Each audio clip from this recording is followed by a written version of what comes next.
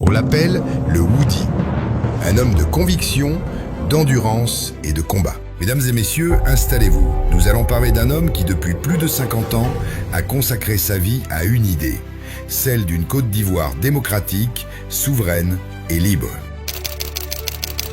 Laurent Koudou Gbagbo. Nous sommes en 1945, à Mama, dans le centre-ouest de la Côte d'Ivoire.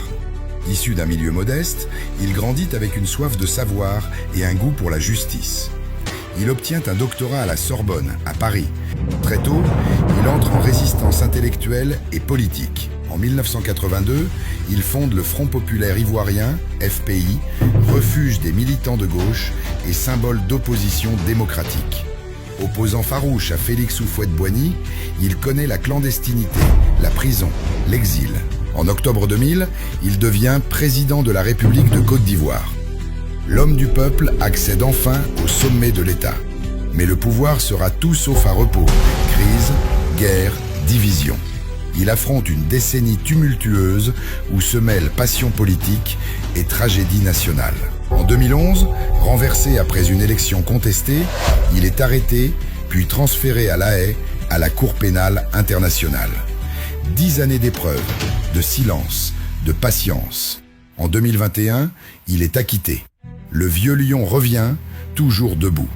En 2025, il est écarté de la course à la présidence. Alors, dans un geste qui surprend et émeut, Laurent Gbagbo annonce son retrait de la vie politique active. Un retrait, oui, mais pas une abdication. Car les idées, elles, ne prennent pas leur retraite. Le père de la démocratie ivoirienne et du multipartisme. Son parcours est celui d'un homme qui aura marqué son temps, qui aura fait aimer la politique, un homme d'histoire, de lutte et de parole. La question désormais est simple. Que restera-t-il de Gbagbo, l'homme, le mythe, le symbole?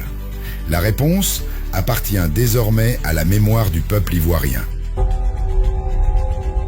Faites confiance à Akoumet Technologies pour la digitalisation de vos services, développement et intégration de solutions informatiques.